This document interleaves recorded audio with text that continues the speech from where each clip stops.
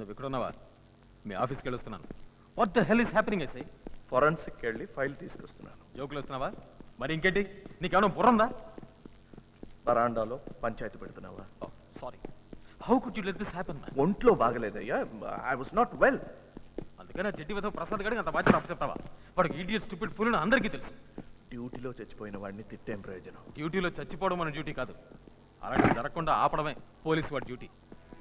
బహుశా అలా చేయడంలోనే చచ్చిపోయాడేమో. నీకేం తెలుసు? నీకు తెలుసా? నువ్వు చూసావా? నీకు మాత్రం తెలుసా? నువ్వు చూసావా? నాకేం తెలుసు, డిపార్ట్మెంట్కి ఏం తెలుసు? Dam you man. భద్ర లోపల ఉన్నాడు, శివ నెంబర్ 2 అయిపోతాడు అనుకున్నాను. చేతికి చిక్కిన వాడిని చేతులారా వదిలేశాం. ఇప్పుడు శివకి ఏమైనా ఇంకా ఎన్నో బస్సులు పేలిపోతాయి. మన సీను లాంటి చిన్న పిల్ల. అయినా మనం ఏం చేస్తాం? ఆ శ్రీనివాస్ గారి లాంటి వాడు ఉన్నప్పుడు వాడు నా చేతికి ప్రాణాలతో దొరికితే అలా మాట్లాడకు. పాప ఆయన ఎందుకు అలా చేశారు? నిన్నటి వరకు ఆయనే మనకు ఆదర్శం. ఆయన పరిస్థితిలో మనం ఉంటే తెలుస్తుంది. What shit are you talking man? ఎలాంటి పరిస్థితుల్లో అయినా నేను నువ్వు అలా చేస్తామా? What song with you? అయినా నువ్వే కాబట్టి సిబిఐకి పట్టించావు. అలాంటి ద్రోహికి మనకి తేడా లేదు. అయితే మనం మాత్రం మంచి వాళ్ళం ఉంటాం. Of course. నీకేమైనా డౌట్ ఉందా? ఇదిగో, ప్రతి వాడికి ఒక ఏంటంటే ప్రతి వాడికి ఏంటంటే ఫోన్ బ్రేకింగ్ పాయింట్ ఉంటుంది. హలో, యా ఏమండి? నేనే. సుమి, 1 minute. అబ్బాస్, ఏంటి? నీతో కాస్త విడిగా మాట్లాడాలి. ఫినిష్ అయ్యి మాట్లాడదాం. ఇప్పుడు కాదు, తర్వాత ఎప్పుడైనా. Sorry.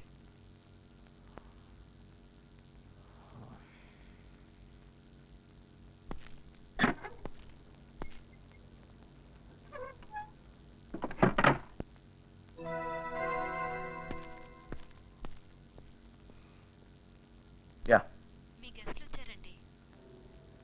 Hello hello hello. Yeah. Line cut అయిందనుకున్నా. లేదు, చెప్పు. మీరు పొద్దున చెప్పారు కదండి 2 గెస్ట్లు వస్తారని. వాళ్ళిద్దరూ వచ్చారు. మాలా, సురేంద్ర. వస్తాను.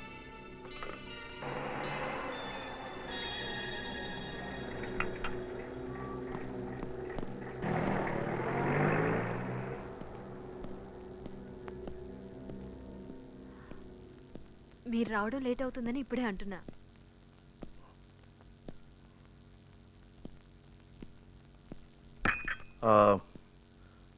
వచ్చి చాలాసేపు అయిందా? లేదు.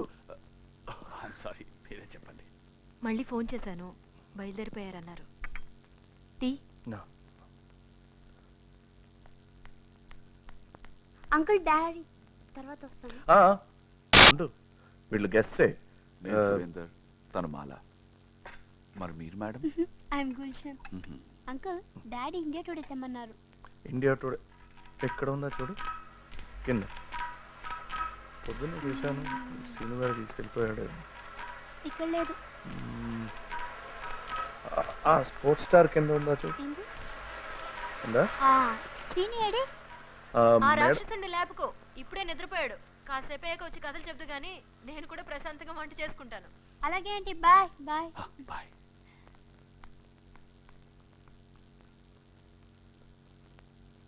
ఎప్పుడు, ఎక్కడ, ఏం చేయాలి, ఎలా వెళ్ళాలి అన్నీ దీంట్లో రాసున్నాయి. ఇవాళ రాత్రి 8 గంటలకి కమాండర్తో మీటింగ్. 7 గంటలు బయలుదేరితే చాలు. వెళ్లే ముందు నన్ను కలిసి మీ గెస్ట్ రూమ్. వదిన గారు అన్నీ చెప్పారు.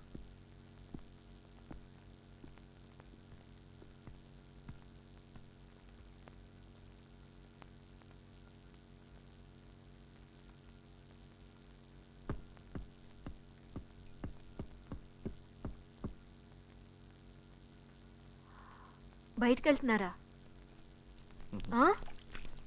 అవును. వంట అయిపోయింది, భోంచేసి వెళ్ళకూడదు? ఇప్పుడే ఏంటి, ఆకలి లేదు, వచ్చాక తింటాను. వాళ్ళని భోంచేయమను. నువ్వు కూడా నా కోసం వెయిట్ చేయద్దు.